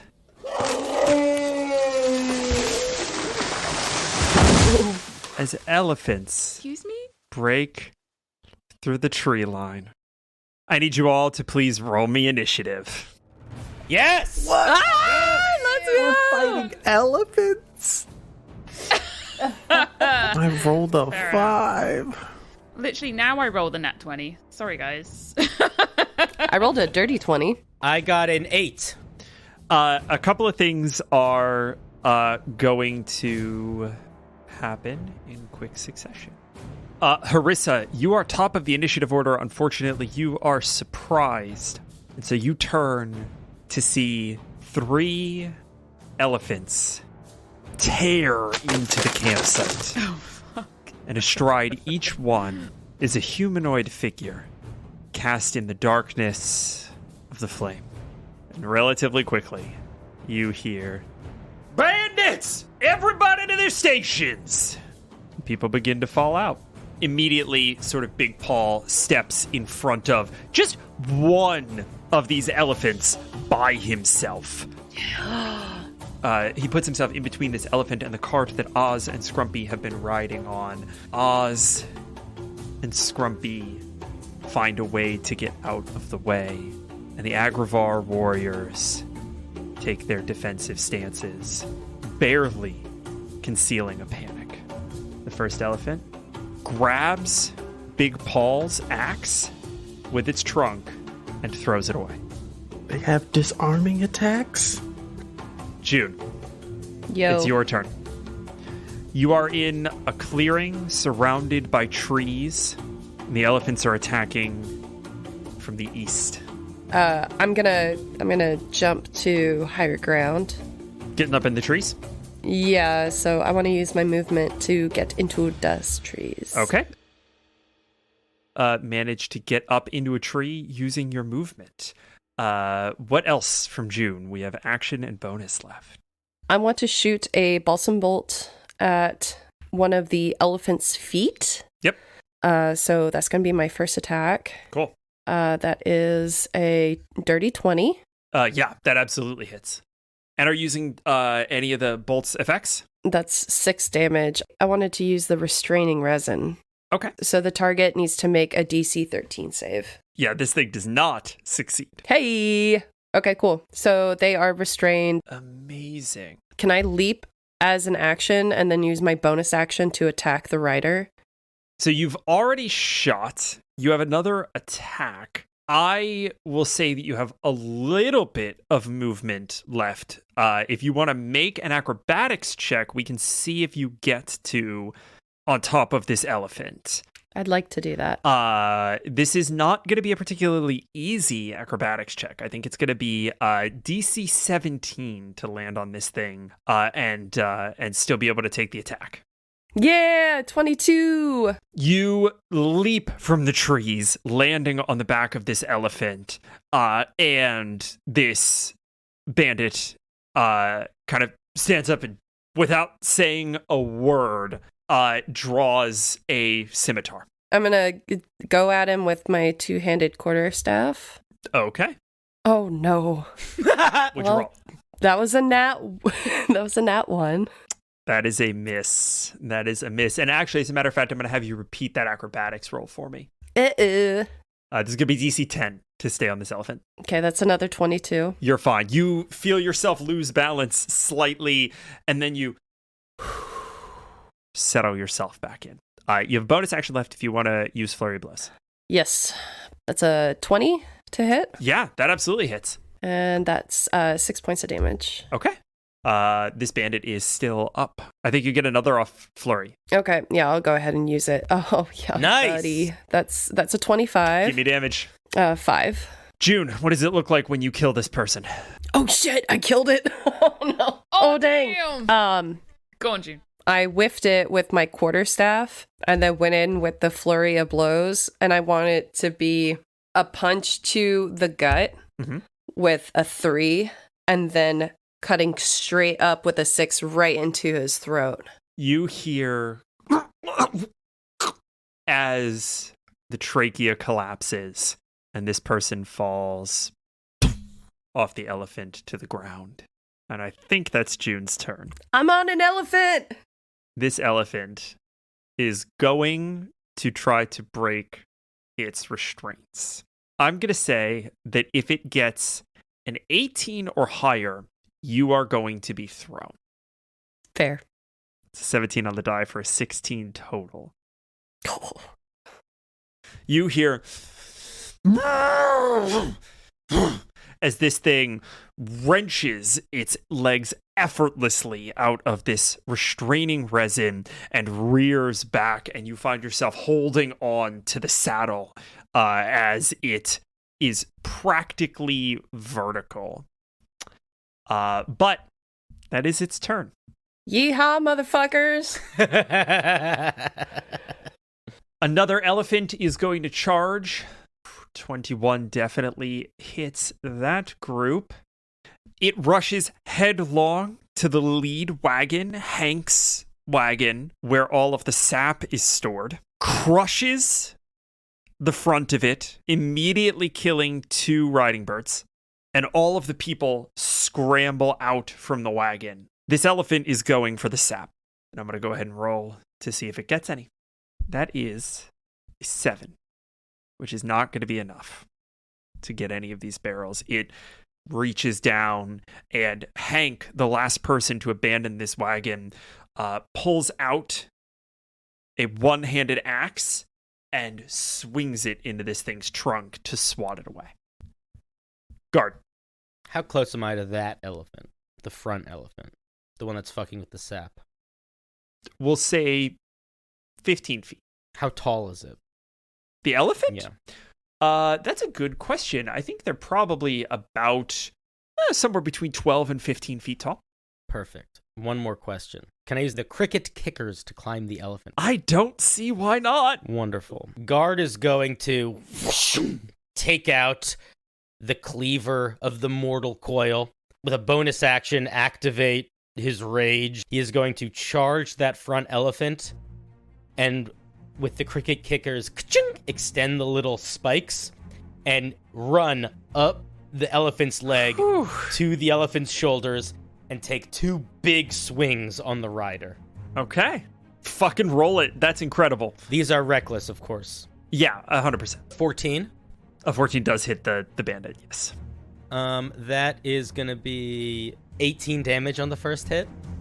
Guard, in 1 hit, how do you kill this woman? I run up the side of the elephant, swing the axe, and I chop her in half, and she just falls on either side of the elephant. Can I get everyone besides Harisa to roll me a perception check, please? Oh my god. It's a lot of blood. It's a 21 for me. It's a 16 for Isaac. Okay. Guard, that's 1 attack. And probably about 2/3 of your movement. There's probably about maybe 10 feet left. I am going to use the rest of my movement to get off of the elephant. Done. And with my second attack, I am going to attempt to knock the elephant over. I'm going to try to knock it prone. All right, we're going to do a contested strength check against an elephant. First time here on Unbalanced Encounters. The DC you need to beat here for a shove is a 17. You have advantage on athletics checks. It rolled very poorly. Sandra, I need you to understand. It rolled real bad. I got a 21. Yep. I climb down off the elephant, and with my axe still in my hand and my claw, with all of my force, I just shoulder shove the one of its legs and knock it 5 feet away from the wagon. It stumbles back slightly, and takes a second to kind of adjust itself. It is now riderless, which makes it a little unpredictable. I want to stay between the sap wagon and the elephant.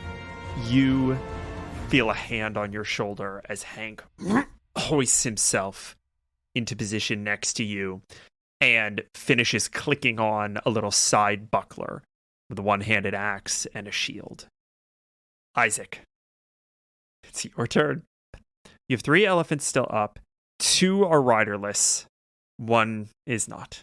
My main question is, can I see like which one might be like the lead bandit? Yeah, it's the, one that's not dead. Yeah. Okay. So I'm going to, can we say that CJ was around me?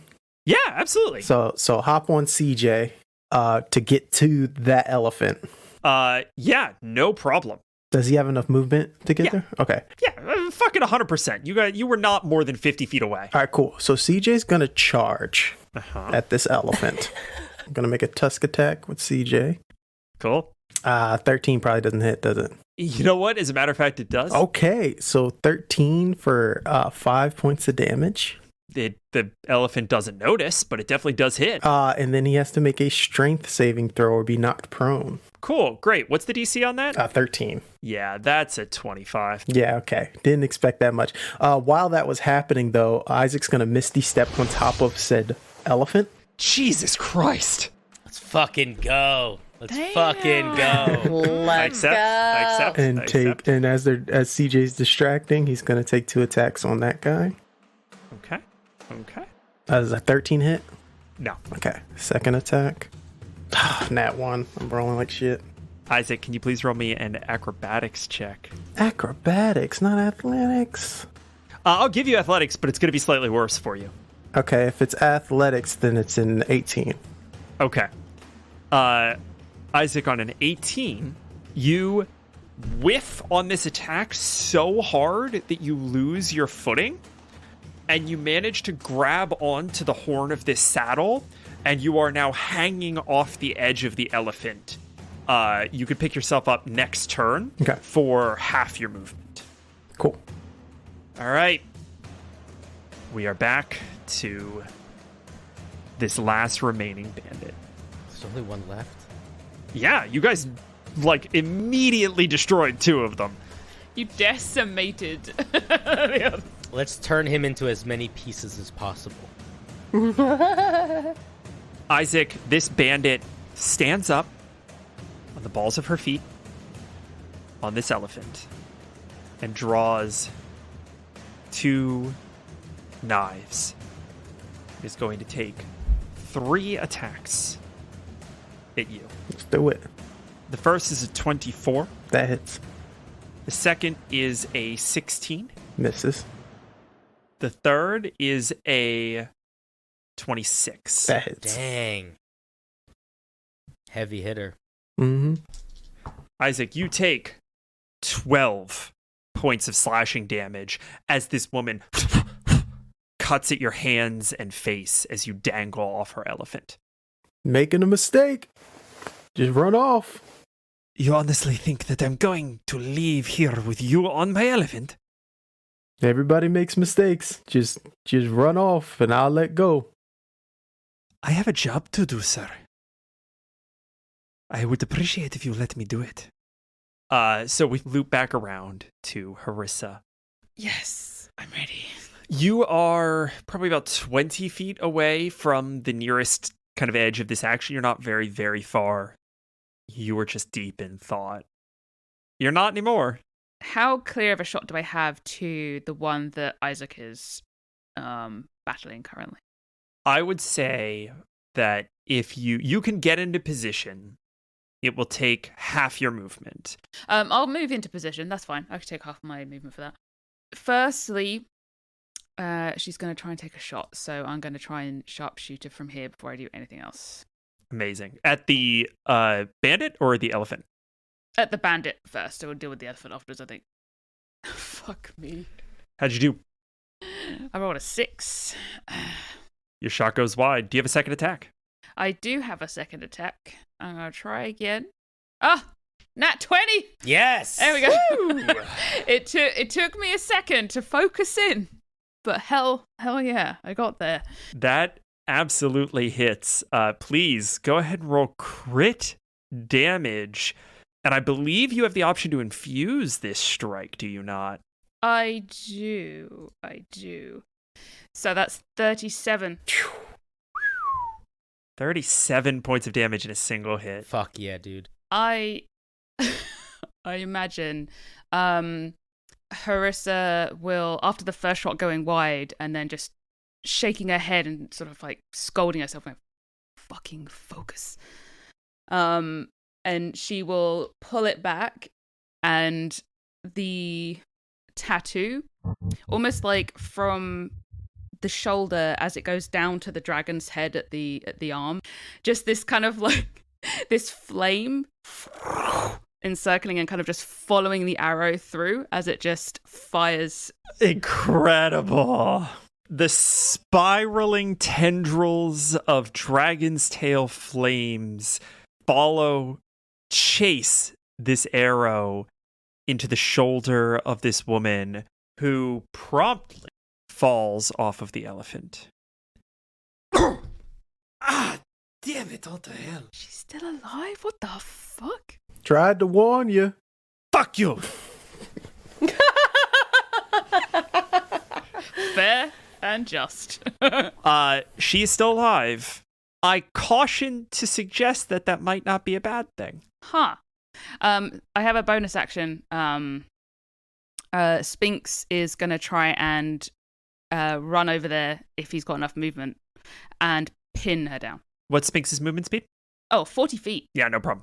Go ahead and roll me an athletics check for Spinx, if you'd be so kind.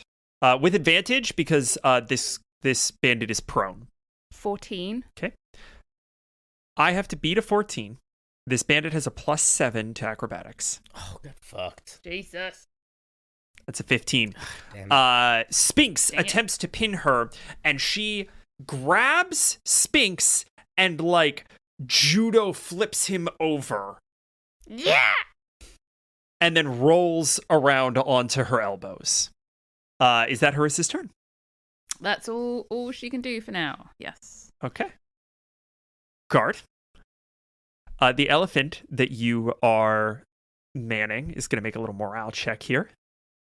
On a 9 or lower, it's going to turn and flee. On a 20, it's going to get an extra attack. It's 10. Likewise, Isaac, the one that you're hanging on, is going to do a little morale check.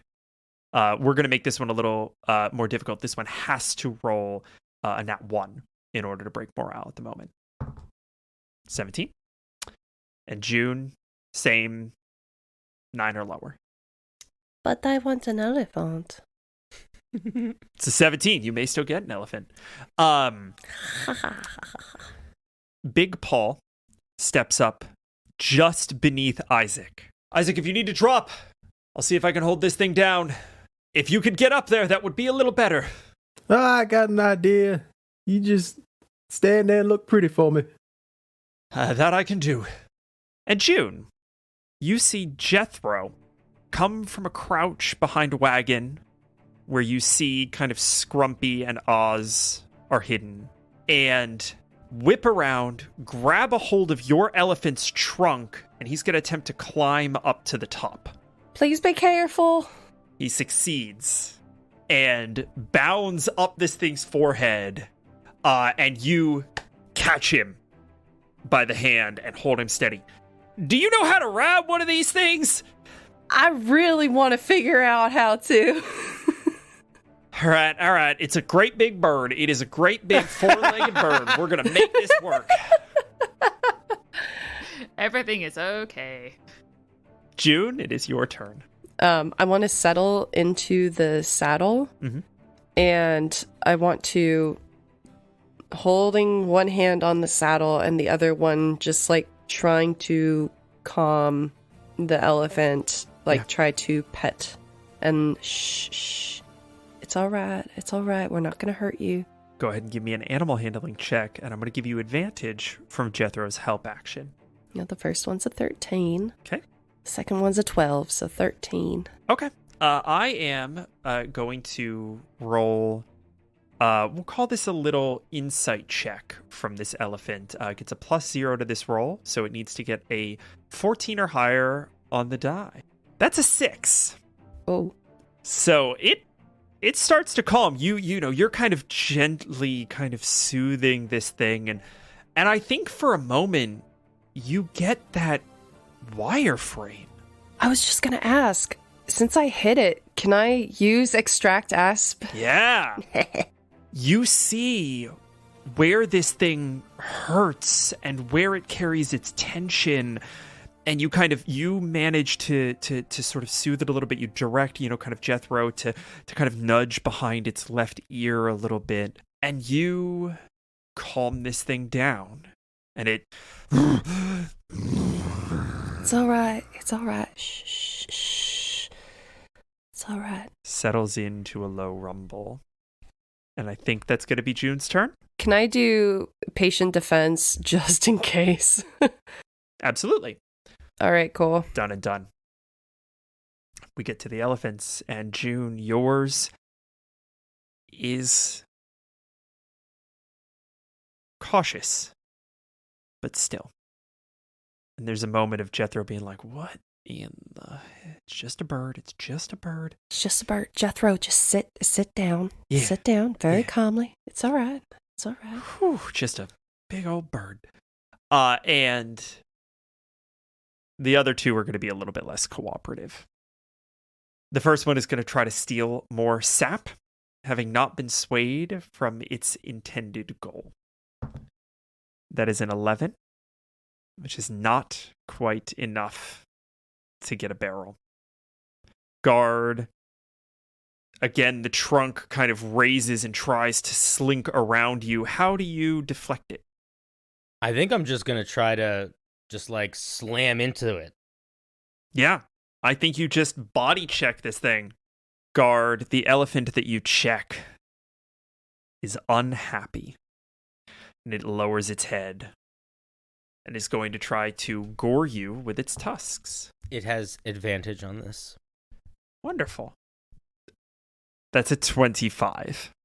Why would you tell him that, Cinder? Jeez. Because I'm going to fuck it up in a turn and I don't want him to feel bad. Digs its tusks. And I don't want to feel bad. 25? Yeah, that hits for sure. Fantastic. Guard, you take 15 points of piercing damage as this thing digs its tusks into you. The next elephant is going to try to pick up its rider. And it succeeds. The lady with the knives is scooped up by a trunk and put back into the saddle. Now that changes what I was going to do. She is going to instruct this thing to buck. Isaac, I need you to roll me an athletics check. Okay. 24. Okay, you hold on to this thing as she tries to get it to back up and away from Big Paul. And it is your turn. Okay. I'm going to use my bonus action, Yeah. lean down, and then leap up into the air as for the briefest of seconds, there is just this flash of, it's not light, it's like the absence of light. It's like the light is sucked out of the air around me in the silhouette of these twisted, gnarly, sort of desiccated crane wings that just sort of appear and disappear as I use the cricket kickers and I jump 30 feet into the air, and I would like to land on top of the elephant next to the last rider. Yeah, holy shit. That is absolutely done. Yes, you are up there. And I think she's like, what in the fuck? With my first attack, I would like to attempt to grapple her. Oh shit, okay. You have advantage on this, I believe. Yep, she can make an acrobatics check, which... Yes, she gets a +7 to this. You need to beat a 13. I got a 24. She's grappled. I'm going to hold her And then with the rest of my movement, I'm going to jump off the elephant. Yeah. And I would like to land in such a way that she is on the ground and I am over her. Yeah, sure. Yeah, I think you can just do that. So I'm going to jump off the elephant with her and land holding on to her. Yep. Oh, God. Okay, let's be guard, I guess. With my new axe, I'm going to swing down at her. I am going for a non-lethal kill, but I am very intentionally trying to remove one of her arms. Amputation, non-lethal. Oz is gonna love this. Okay. I accept. Please roll to hit. That is a 25 to hit. That hits. That's 17 damage. Call off the elephants or you'll lose the other one. She spits in your face and passes out. Amazing. Just because I want to ask, did you add your divine damage? No, I didn't. I haven't been doing that all combat.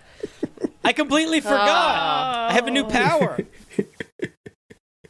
I think with that, we find ourselves out of initiative as you all take the time to sort of bring these elephants under control.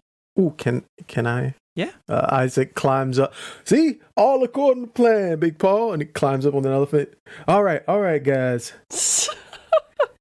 He starts to speak with animals, and yes, I've been waiting for it. I've been waiting. all right, everything's sorry, but your pals are gone. I just need the rest of you guys to just calm down. I'm try to do a persuasion on the elephant. Absolutely. It's a 16. All right. This elephant kind of... Oh. What are they? Oh, God. I never. You don't look like one of us. How is it that you can speak in such an articulate fashion? Well, me and my pal CJ, we just get around talking to all types of folks and whatnot. So, A man of culture, is it? Well, yes. I should say we should call off this attack immediately. Gentlemen, please. Resist. Calm yourselves. We have amongst us a man of letters of articulation. Yes, please. Oh, sir, you seem A man of culture. such an astute commander you are. Oh, wonderful. We should get along yes, very well. the name's Colonel Pottsfield. Yes. All right, Colonel, if you could please have you and your men just saunter over in this area of our camp, and we can discuss this in a manner that makes more. I see that should be reasonable. I don't see why there needs to be further bloodshed. We've obviously been... We know when we've been licked at, isn't it? And he calls the other two over. Forgive me, you understand this was just a bit of business. No, I understand, Colonel. Sometimes you just need to get the job done, no questions asked. But now that, failed operations happen, and so we want to get through this with no more, as you say, bloodshed happening. Yes, quite right. Now, please excuse my niece. She's going to continue to pet one of your officers as she enjoys the ride over here. You're such a pretty girl. You're so good. Look at you. I got some. Oh, yes, Lieutenant Sniffles. I'll be honest, she has a bit of an anxiety condition, so this is probably doing wonders for her, frankly. Oh, okay, that's I've got some wonderful. berries and stuff. Do you want some berries? This elephant is just like chilling. While they're having this conversation, I'm going to take the arm that I chopped off of that person, and I'm going to check it for tattoos. Ooh, go ahead and please give me an Ooh. investigation Oh. check. A 7. You don't find any tattoos? All right. Harisa. Guard? What is... Whoa, okay. There's just an arrow, like, sticking out of, like, the arrow itself was, like, split in two, so there's, like, half an arrow sticking out of this arm. With the arm, I point at her, and I say, do you know her?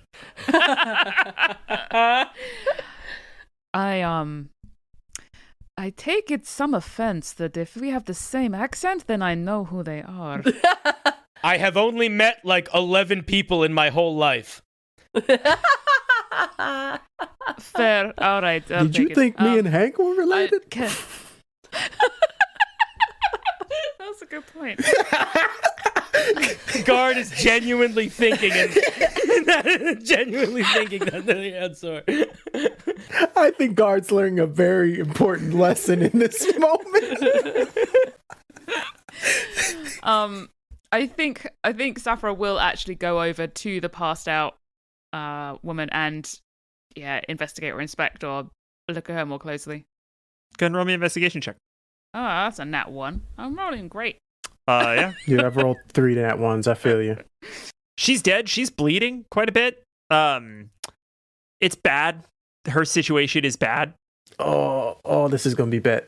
Might want to heal her. Excuse me, Colonel. Oh, good point, June. And I just place my hand on the, actually, I'll put it on the arm, and I'll cast, Lay on Hands 1 hit point, just to cauterize it. All right. You see her kind of shiver as the stump of her shoulder kind of seals, and the bleeding slowly stops. All right, that's one less thing Oz can yell at me about later on. Meanwhile, Spinks is coming out of a bush, brushing off like twigs and leaves. You know it's rude to just throw someone into a bush. Let's try to help. How you doing, buddy? Oh, she lost her arm. Okay, maybe I'm doing better than her. Yeah, you got all your limbs. Well, that was a fair disaster, huh? Well, I think we handled things quite well, Hank. The Colonel here and his officers might be able to... Colonel? Oh, yes. And he points to the elephant. Yes, he's been discussing with me about they were here for business, as well as his rider said earlier that she had a job to do, so I'm assuming somebody's been paying these bandits to collect what we seem to be carrying. I had a feeling that was probably going to be the situation. I mean, bandits on the edge of the Western Wilds looking for the usual resin supply coming through to the Empire. I don't even think they knew that we had the proper sap, but... Well, somebody told them.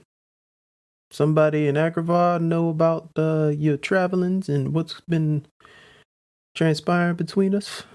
He looks aghast. He had not considered that possibility. Okay, all right. At all. Good job, Hank. I'm glad we've got people Catherine, like you in need charge. to do better with teaching your children. What is happening here? Does anybody want this? No, you can't. Oh, that's a whole human arm. Good God. I think, God, maybe we should just bury that. Do you think she'll want it? I mean, she can't use it anymore. I kind of, sealed the deal on that one. Past that. I say we give it to the animals. Wait, is she still alive? Yes. That's good. That's convenient. Now, okay, it's convenient. I saw the way in which you did the things to the previous messenger. Let's try more of a healthier way of interrogating this next individual, Junior. His eyes narrow a little bit and he says, "Well, Uncle Isaac, if you don't like my methods, you're certainly welcome to volunteer." Well, I have a way of words sometimes, and maybe, leaving more left of the person will get us more results, seeing as how that messenger didn't say much until I showed up last time. I'm happy to leave it to you if you think you can get her to talk, but I don't think she's going to be awake for a little while now. And as you can see, and he gestures to the destruction wrought by the elephants and the smashed cartwheels and the sap barrels that have been tipped but not broken, the bits of smolder left from Harisa's flame. We're going to need a little bit of help. We're going to need a carpenter. We're going to need some provisions. We're going to need a few replacement wheels. Now, fortunately, we have a loyal town not too far away from here. Jethro knows the way, and I think it's probably best if you and yours are the ones who are going to go on our behalf. You'll be able to get in a little more innocuously than the entire caravan, less this wagon, and somebody needs to stay behind to guard the sap supply. All right, Lord Governor, if you think that's a good idea, do we need some paperwork or anything to get us in with your people? Jethro's got the seal, and he sort of does the 2-finger like whistle, and Jethro kind of hops off the elephant. Yeah, I'd like to be back by morning if we could be. Yes, all right. And so the 5 of you move on. And over the course of the next few hours, you see the Western Wealds dissolve into scrub grasses. Dry and almost savanna-esque in a transitional space between the verdant Western Wealds and the newly desiccated plains of Agravar. And Jethro leads the party, not saying much, as you all walk, leading you up to a town. And as you all approach this town, it is exactly what you would expect from a small Agravarian farming village. Thatched roofs, kind of brick and daub and wood buildings assembled as needed and often hastily. Barns filled to the brim with hay from the harvest. Fields that once maybe supported more livestock than they do today. And it is the middle of the night, so you would expect to be moving into this town unseen, unnoticed, and in the dark. But you're not. Because as you get closer to the town, you see that there are fires going on every corner, and lanterns hung from every eave of every building, and you start to hear music, rhythmic drumming, underscoring a chant that bubbles over with enthusiasm. And Jethro kind of gives you all a look, gives you a moment to acknowledge that this is a little unexpected and you should have your guard up going into this situation. But it doesn't sound like a threat. And so he forges on. And as you make your way to what seems to be kind of the main road into town, you kind of look through the arch of the fence and see a parade of sorts. All manner of men and women and children rejoicing as a figure dressed in all black operates a life-sized puppet of Isaac Axtrummer.